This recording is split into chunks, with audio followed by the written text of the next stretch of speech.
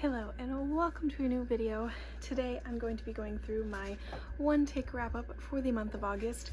In case you have never seen these videos on my channel, my one take wrap ups are videos where I go over what I read in the month, but I do it in one take because I hate editing. So let me get Goodreads open and we will get started on what I read in August. I don't know if I read a lot, but I feel very successful about like the books that I read. Like everything that I read I really loved, and I'm re-downloading Goodreads. Apparently it offloaded, and so yeah, I just had a lot of books that I really liked, so I feel like I would call that a successful reading month.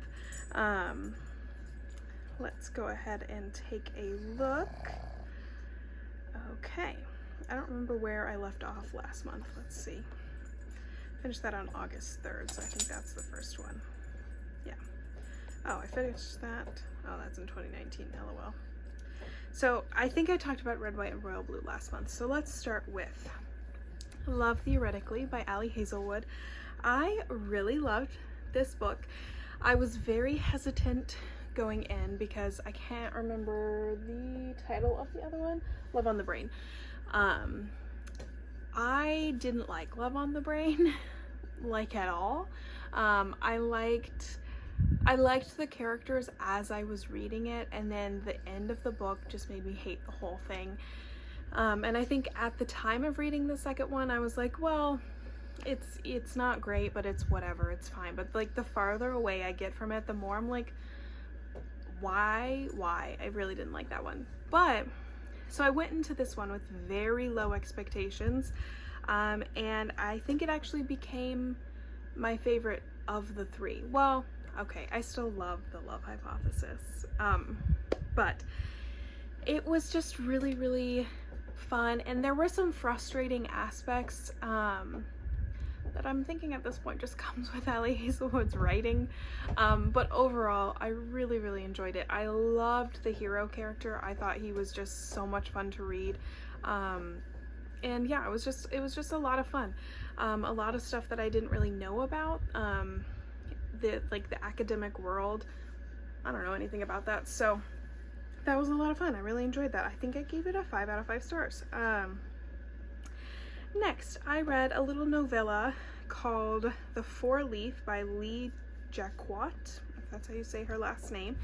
I read this because I saw it on, I believe, Ava's Instagram, if I'm remembering right, and I thought it was going to be a St. Patrick's Day like little novella, and there was an aspect of St. Patrick's Day in there, but I saw that and assumed it was taking place in Ireland.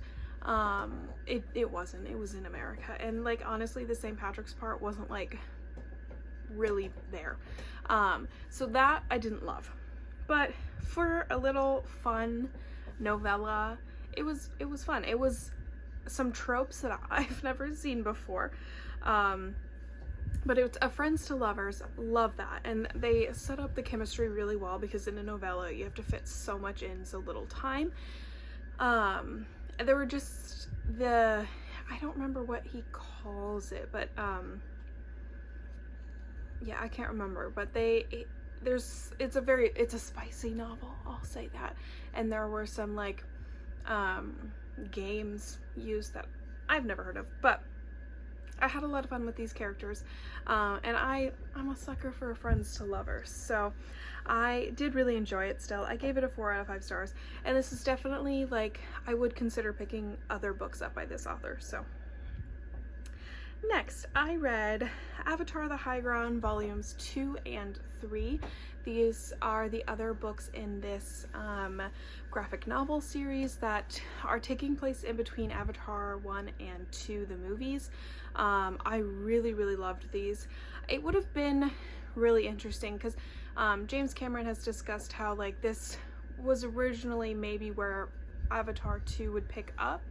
And that would have been really interesting. All of this would have been really interesting to see on screen. Some of it is like right after the events of Avatar 1, but most of it happens in that time. If you've seen The Way of Water, you see the little happy flashback, they have all their kids, blah blah blah. Actually that's like my favorite part of the movie. But and then there's a time jump that they've been fighting the humans. It's like 1 year later or something. A lot of this is happening in that year.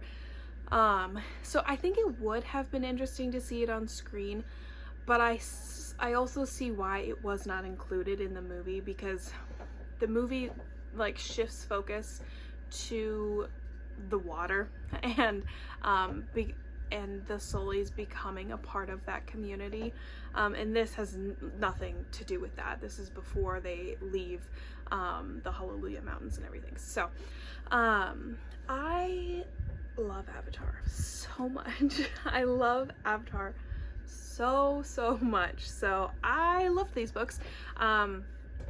I think it offered a little glimpse into the Sully family and how they work together, some more into how Neytiri and Jake parent and how they have to balance that with being in the middle of a war, essentially. And one of the most interesting things to me as well is, and I know this is going to come up in the movies as we move on, is how Spider's going to play a role within the Sully family, because really he is a part of the family, as much as Neytiri is like not 100% comfortable with that, because he's human, he's completely human, he's different. One, I hope like somehow they can find a way to get him a Na'vi body, because I think that's where he belongs. But just seeing the dynamic, which I think there are ways that can happen without it being like scientifically grown, because I know he was too young for that, and I don't think any of those bodies are really built on this planet. I think they flew him over from Earth anyway, but I have theories, but we're getting beside the point. I'm just gonna talk about Avatar for this whole video, but anyway, I think that there is going to be a way in which he finds himself a part of this family for real, and they all are gonna have to find their different ways to accept that. Also, just getting to see Neteyam and Loak interact, it was really painful, so, but fun. It was really great. Anyway, gave those 5 stars. Next, I read Solitaire by Alice Oseman. This is a book that has been on my TBR for a really long time, because it was so popular when it came out, and it came out quite a while ago at this point. Let's see, came out in 2014. Oh my god, yeah, it's definitely old. And I've just like always heard of it, but never gotten around to it. I've obviously read all the Heartstopper books, and I love those, and like I knew that Solitaire was different, didn't realize how different, but I loved it. And if you like audiobooks, I 100% recommend the audiobook for this. More recently they did a version where the actress who plays Tori in the Heartstopper show reads it, and she just has the most relaxing voice. I love her voice so much. She was fantastic at reading the audiobook. And then she also was recently in an episode of Call the Midwife that I watched, and I was like, oh hey, I recognize you. Anyway, I loved this book. It was nothing like what I expected. I knew that we'd be exploring Tori's mental health, and that was really, really great. I loved the way that was written. I didn't expect the like mystery element. I don't even know what to call it, like mystery thriller. It reminded me of like Ace of Spades kind of. Didn't expect that. Didn't hate it. I actually enjoyed it. I'm very, very curious as to how they are going to incorporate Solitaire into the next season of Heartstopper, because the thing is, Solitaire and Heartstopper Volume 4 kind of happened simultaneously, so I don't see a way in which they can continue with the Heartstopper series and not incorporate this part of the story. But it's also like the tone is so different than Heartstopper, I mean, I guess the next volume, Heartstopper tone, is very different than the previous one. So I don't know. I'm very, very interested to see how this will be written, because it's such a different story than what we've seen in seasons 1 and 2. So I'm very excited though. Next, I read Harry Potter and the Sorcerer's Stone. My friend has never read all of the Harry Potter books, so I told her I would do a read along with her. I am already ahead of her, so I need to slow down, chill out. Anyway, I'm gonna do the audiobooks this time, because I love the audiobooks. So this was a 5 out of 5. Also, Solitaire was a 5 out of 5. Anyway, almost done. Next, King's Cage by Victoria Aveyard. This book took me, honestly, most of the month to read. All of these were kind of read in between, like taking breaks with King's Cage, because that book is long. Warstorm, I don't think it's in the frame, it's above my head. That one's even longer. It's gonna be painful. Not because it's bad, these are bad books, but like they're just long. I loved King's Cage, but I also hated it because I hate everyone, and I need them to stop making stupid decisions. But yeah, no, I loved it. I loved it. It was a lot of adventure. It was dark, that's for sure. But I think Mare was able to develop so much as a character in this one. So overall, I really, really enjoyed it. But yeah, it was painful to read. The end, I literally was like wanting to just throw my book in the pool. I did really enjoy it. Cal and Mare are killing me. If either one of them could have a single rational thought, that would be great.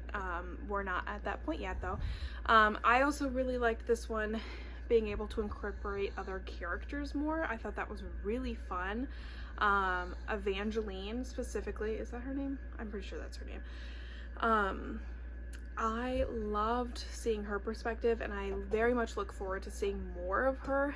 I think she has like the perfect setup for a redemption arc. I mean, she doesn't have that much to be redeemed from. Everything in her life has been from her circumstances. All of her actions and her choices is just what she's been handed.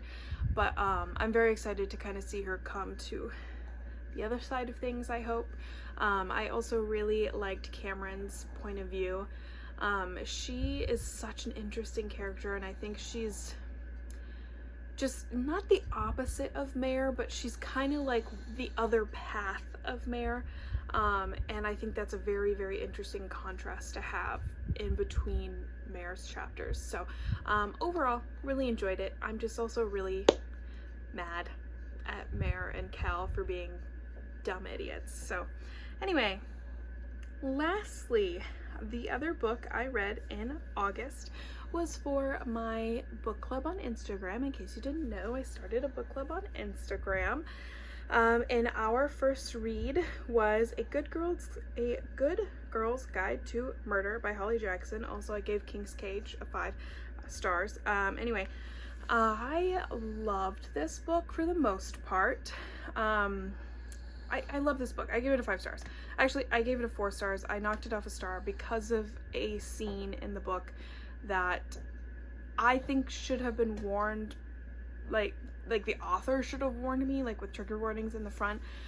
I also think she shouldn't have written it. Like, there's no reason for it. Anyway, if you want to know what I'm talking about, but like you don't want spoilers, let me know. I'm happy to DM you and tell you what it is I'm talking about, because I think it was unnecessarily traumatizing. So other than that, putting that aside, the actual plot and the characters I adored. I love Pip, I love Robbie, all the other friends I don't really care about, to be honest, but the mystery was so well written, and like I had suspicions but never really guessed what was happening, and it was just so much fun following along. And it reminds me of the Study in Charlotte series, because you're coming from a perspective of obsession, and I feel like that does happen in mysteries a lot, where you have this amateur sleuth I mean, I read a lot of cozy mysteries and that's the whole premise, but this was not cozy, thank Jesus. But I really liked how you're coming from this like almost like unhinged perspective. Like she becomes so obsessed, and she'll have like these meta moments where she realizes what she's doing but she can't stop herself, and it just made for really interesting storytelling, and I really enjoyed it. Pip and Ravi are so cute, and I just really loved it. I've also now read the second one, and I just started the third one today. So sorry Captain America, just knocked over my Pop Funko. But yeah, the only thing that I find kind of weird is I read a US edition, because I am in the US, and I read the entire thing like not really thinking anything about that, until I found out on TikTok that these books were originally published in the UK, the author is British, and I was like, okay, cool, whatever. But the original copies, the entire story takes place in the UK, like, and for some ungodly reason that I will never understand, when they published the books in the US, for some reason they insisted that the books needed to take place in the US too. So each one has been edited like to be changed that it's in the US, and like some of the dialogue has been changed, and like some of the descriptions have been changed, and I'm like, but why not just publish the British ones here? If anything, like if you really think about it, I feel like that would have only made them more popular if you let them just stay in their British setting. I feel like in the US that would literally only make them more popular. I will never understand publishers. I will never understand marketing. It's incredibly weird that they did that. So yeah, I read the US ones. So if you read these books and you're in the UK, you read a different book than me. In the end, the story is the same, the characters are the same, but it's different. So I just thought that was weird. Anyway, I gave it a 4 out of 5 stars, because Holly Jackson and I have some beef over a certain scene. And genuinely, if I ever met her, I'd just be like, what the hell, dude? Why would you write that? Like, genuinely, are you okay?